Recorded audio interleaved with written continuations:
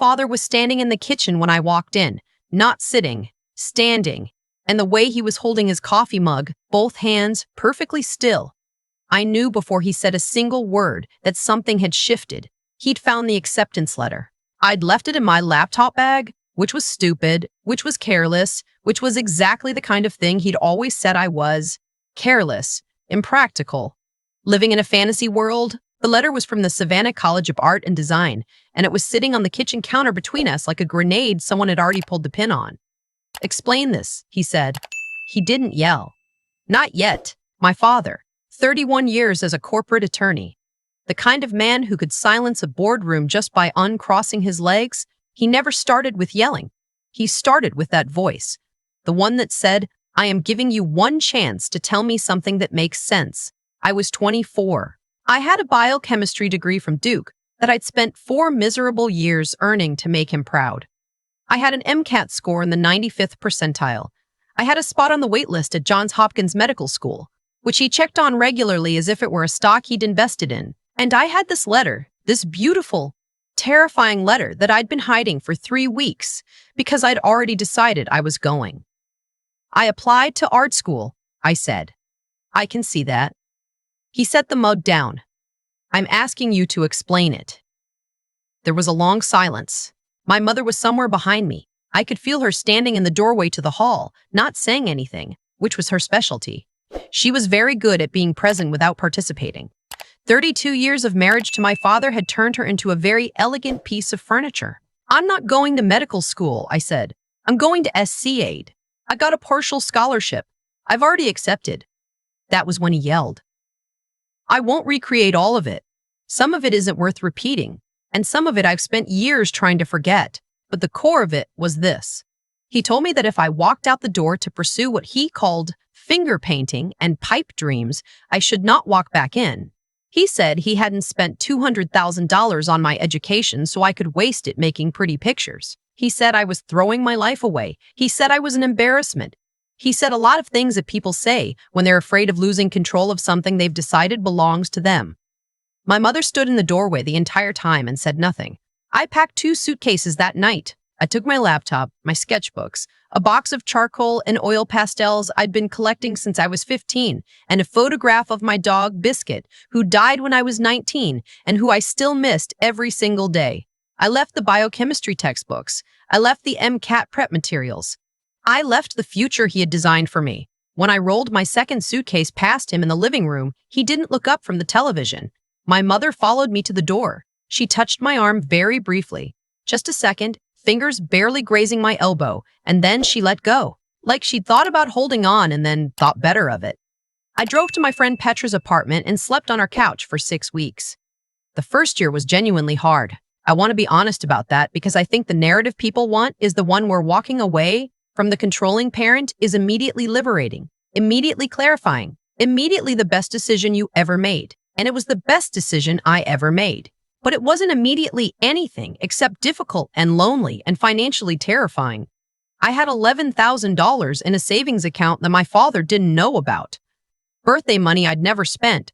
Small jobs I'd taken in college. A grandmother's gift when I graduated high school. I stretched it across the first semester alongside the scholarship, eating rice and black beans 4 nights a week and splitting a 2-bedroom apartment in Savannah with 3 other students from my program. My roommates were wonderful. Kwame was from Atlanta and was getting his MFA in illustration. He could draw a portrait in 20 minutes that would make you believe he'd known you your whole life. Sasha was from Portland, doing her degree in fibers and textiles, always with dye under her fingernails, always with some enormous loom project taking over the common room. And then there was Frederica, who went by Freddie, who was getting her BFA in painting, and who would become, over the next 4 years, one of the closest friends I've ever had. Freddie was the first person who looked at my work and didn't ask what it meant, or whether it would sell. She just looked at it. That sounds small. It wasn't small. I was working in encaustic wax painting, layers of pigmented beeswax built up on wood panel. It's a slow, unforgiving medium. You can't rush it. You have to let each layer cool before you add the next. And if you get impatient, if you try to skip ahead, the whole thing bubbles and warps and you have to start over. I think I chose it partly because it forced me to stop being impatient. I'd spent 4 years being impatient through a degree I hated. I needed something that made me slow down. My father called 3 times in that first year, twice to tell me I could still fix this if I withdrew from SCAD and reapplied to medical school. Once, in the spring, to tell me that my cousin Oliver was starting his residency at Mass General and that the family was very proud. I did not call him back. My mother texted occasionally. Things like, "Hope you're eating well," or "Your brother asks about you." My brother, 2 years younger, going into finance, everything my father had ever wanted me to be. Plus 6 feet tall and a former lacrosse player. I doubted very much that he was asking about me. We'd never been close. We'd always been positioned against each other in ways neither of us had chosen, and we both internalized it differently. He'd learned to perform. I'd learned to disappear. I threw everything I had into the work. The encaustics got bigger, more complex. I started layering in found materials, scraps of paper, pressed botanicals, fragments of text. There was one piece I made in my second year, 4 feet by 3 feet, built over the course of 6 months, that had a line from a letter in the center of it, not a letter to or from anyone in particular, just a line I'd found in an antique shop on a scrap of yellowed paper. I have tried to be what you needed me to be, and I cannot do it anymore. I covered it in 7 layers of wax. You couldn't see it, but I knew it was there. I called that piece subtext. A gallery in Charleston showed it in a group exhibition during my 3rd year. It sold for $4,000 to a woman who told me she didn't know why she needed it, she just did. That was the first time I understood that the work was speaking to people. I graduated. I stayed in Savannah. I got a tiny studio, actual studio, not apartment, a converted garage with north-facing windows that let in the most extraordinary light. And I worked. I waitressed 3 nights a week at a farm-to-table restaurant on Broughton Street. I ate better than I had in years because the kitchen fed the staff. I was 28 years old, and I was, in a way that surprised me every morning, happy. The encaustics kept selling. Small amounts at first, a few hundred here, 1,000 there. Then a gallery in Savannah took me on for representation, then one in Atlanta. I started getting commissions, a tech executive in Nashville who wanted a large-scale piece for his office lobby, a boutique hotel in Nashville that wanted 6 paintings for their new wing, a private collector in New York who'd see me at a fair in Miami and followed my work for 2 years before reaching out. I kept my prices reasonable because I was scared to charge what the work was actually worth. Freddie, who'd moved to New York and was thriving in ways that made me deeply proud of her, told me I was leaving enormous amounts of money on the table. My gallerist in Atlanta said the same thing. I raised my prices. People kept buying. I turned 30. I started working on what I thought of as the Meridian series. 12 large-scale encaustic panels, each one 5 feet tall, each one 5 feet tall, each one representing something I'd spent years burying under obligation and expectation. Some were abstract. Some had text. Some had objects suspended in the wax. A key, a photograph negative, a small white button that had come from a coat my grandmother used to wear. It took me 22 months. It was the hardest thing I'd ever made. It was also, I knew even while I was making it, the best. My gallerist submitted the series to a prominent collector and curator named, I'll call him Warren, because that's close enough, who had a private collection in New Mexico and also advised several major museum acquisitions. He came to see the work in Atlanta. He stood in front of the panels for a long time without saying anything. Then he said, "What do you need to finish the series?" "I'm already finished," I said. "No," he said, and he pointed to the corner of the room where 2 panels were leaning face to wall. "You're holding something back." He was right. I'd painted those 2 panels and then faced them away because they were the ones that were actually about my father, about that night, about the look on my mother's face as I rolled the suitcase past her. They were the most technically accomplished things I'd ever made, and I hadn't been able to look at them in 6 months. I showed them to him. He bought the entire series, all 12 panels, for $26 million. I want to be specific about that number because people tend to assume it's an exaggeration. It wasn't. Warren's collection was significant. The Meridian series went on to be exhibited at 2 major institutions before entering his private holdings. A few years later, 2 of the panels were acquired by a museum in the Pacific Northwest, where they're still on display. The sale changed my life materially and irrevocably, and I'm not going to pretend otherwise. After taxes, and yes, I paid taxes, a significant and honestly clarifying amount of them, I had a little under $15 million. I hired a financial advisor within the first month. I invested conservatively. I bought a house in Asheville, North Carolina, for just under $2 million. Not a mansion, a beautiful converted farmhouse on 11 acres, with a barn I turned into a proper studio. I set aside money for the next decade of work. I gave a portion to 3 arts organizations I believed in. I tried, in other words, to be a person with a plan rather than a person in shock. I told almost no one. Freddie knew. My gallerists knew. My financial advisor and my accountant knew. Otherwise, I kept it quiet. Because I'd learned something in the years since leaving my parents' house. Money, when people find out about it, changes the way they see you. Sometimes the people closest to you. Sometimes, especially them. It was 3 months after the sale closed that my brother called. I hadn't spoken to him in almost 5 years. The last time had been a brief, awkward phone call after our maternal grandfather's funeral, which I'd attended, and at which my father had barely acknowledged my presence. My brother had been polite in that way. He'd perfected, warm enough to be cordial, distant enough to be uninvested. So when his name appeared on my phone on a Tuesday morning in October, I felt the old reflex, the one that wants to believe that family reaching out means something real is happening, that something has shifted, that love has finally decided to try harder than resentment. I answered. "Hey," he said. "It's been a while." "It has," I said. He asked how I was doing. I said fine. He said he was in Asheville for a conference, which I doubted was true, since his firm was based in Charlotte, and I couldn't imagine what conference would bring him here, and asked if we could get coffee. We met at a cafe downtown. He looked good, polished, the way people look when they've spent their 20s building the life their parents wanted. He asked about my work. I said it was going well. He asked, with careful casualness, whether I was doing okay financially, because he'd heard the art market had been strong lately. I said I was fine. He nodded. Then he told me about Dad. My father, he said, had made some investments that hadn't gone the way he planned, a real estate development partnership that had collapsed, some money that had gone into a private equity fund that had performed catastrophically. He wasn't ruined. He was still a partner at his firm, still earning well.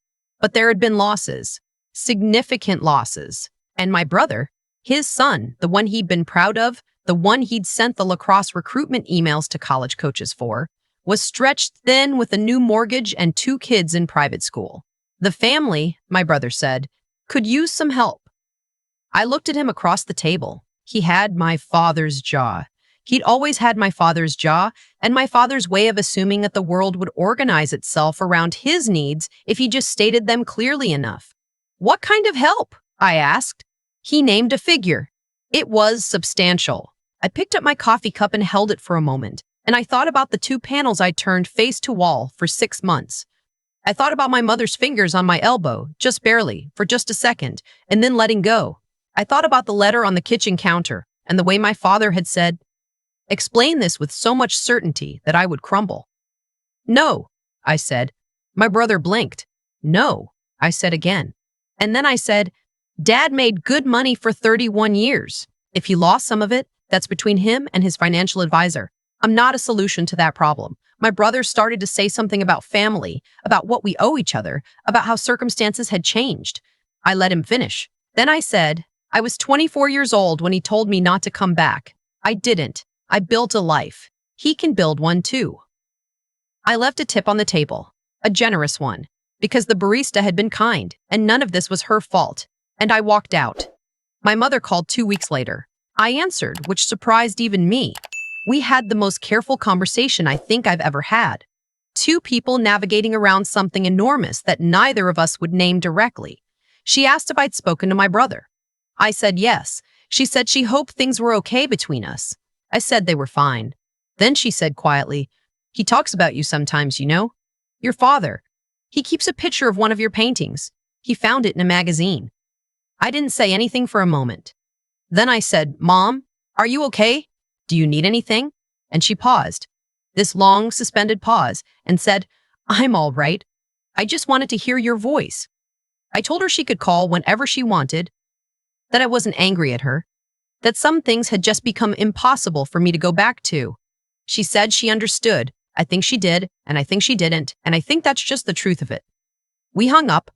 I sat in my kitchen for a long time with my coffee going cold. Outside the window, the mountains were doing what they do in October. All of that impossible color, That violent, unsentimental beauty that doesn't perform for anyone, doesn't wait to be appreciated, just is. I thought about the button from my grandmother's coat, suspended in the wax of panel number 7, invisible under all those layers. There are things that don't disappear just because you cover them up. There are also things that stop hurting. Not completely, not cleanly, but enough. Enough that you can look at them and feel something closer to understanding than to grief. I have a studio assistant now, a young woman named Petra.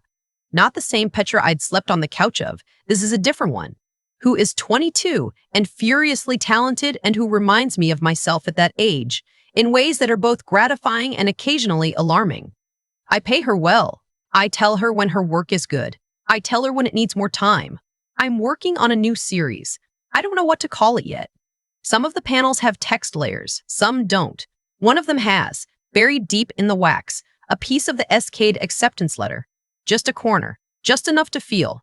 Freddie visited last spring and stayed for 10 days, and we talked every evening on the porch with wine in the mountains in the distance. And at some point she said, "Do you think you've forgiven them?" I thought about it honestly. "I think I've just stopped needing to decide," I said. She nodded like that was the right answer. Maybe it is. Maybe forgiveness is less a destination and more the thing that happens after you've built yourself something solid enough that the old wound stops being load-bearing. My name is on the wall of a museum in Oregon. I am 33 years old. I live on 11 acres with good light and a barn full of beeswax and a dog named Clover who is ridiculous and perfect. My father told me to get out and stay out. I stayed out, and I built something he couldn't have imagined in a language he never bothered to learn, for people who are waiting for exactly this, even when they didn't know it yet. I've thought a lot about what it actually takes to build a life when the people who were supposed to believe in you are the first ones to walk away, not in an abstract, philosophical way. I mean the practical, daily, unglamorous version of it. The kind where you're eating rice and black beans for the 4th night in a row, and you're 24 years old and you're not sure if you made the right call, but you keep going anyway because going back would cost something you can't afford to pay. That's the part nobody talks about. Everyone wants the moment the check clears. Nobody wants the 2 years before it, when you're just a person in a converted garage with north-facing windows and a waitressing job 3 nights a week, making things that might matter to nobody. What I know now is that the work saved me, not because it made me wealthy. That came later, and it came because I refused to stop, but because it demanded something real from me every single day. The encaustic medium I worked in didn't care about my father's opinions. It didn't care about what my brother thought I owed the family. It just required honesty. You either showed up fully or the wax told on you. There's something clarifying about a medium that cannot be rushed, that warps and bubbles the moment you try to skip ahead. I think I needed that lesson more than I knew. The hardest thing I've ever had to understand is that people who love conditionally aren't withholding love as a punishment. They genuinely don't know another way. My father isn't a villain. He's a man who confused control with care for so long that he lost the ability to tell the difference. When he told me to get out, he thought he was enforcing a standard. He didn't understand he was releasing me. And when my brother showed up in Nashville asking for money, sitting across from me with my father's jaw and my father's certainty that the world would reorganize itself around his needs, I didn't feel angry. I felt tired. And then I felt clear. No is a complete sentence. I learned that later than I should have, but I learned it. What the Meridian series taught me. Those 12 panels I built over 22 months. The ones Warren stood in front of for a long time without speaking. Is that the things you bury don't disappear. That button from my grandmother's coat, suspended under 7 layers of wax. The line of text from that antique shop letter. The corner of the SCAD acceptance letter in the new series I'm working on now. You carry what you carry. The question is whether you carry it as weight or as material. I chose to make it material. That's not a gift I was born with. It's a decision I made, badly and slowly and with a lot of failure in between. It's a decision Freddie helped me toward, and that the work itself kept pulling me back to. And that 33 years of living in my own life, not the one designed for me, has slowly, imperfectly confirmed. If there's anything I'd want someone watching this to take away, it's just that. Integrity costs something up front. Intelligence isn't about being the smartest person in the room. It's about knowing which rooms are worth staying in. And resilience isn't toughness. It's the quiet, stubborn, unglamorous act of continuing. My name is on the wall of a museum in Oregon. My dog is asleep in the barn doorway. The mountains outside are doing their October thing. That violent, unsentimental beauty that doesn't perform for anyone. I stayed out. And I built something anyway.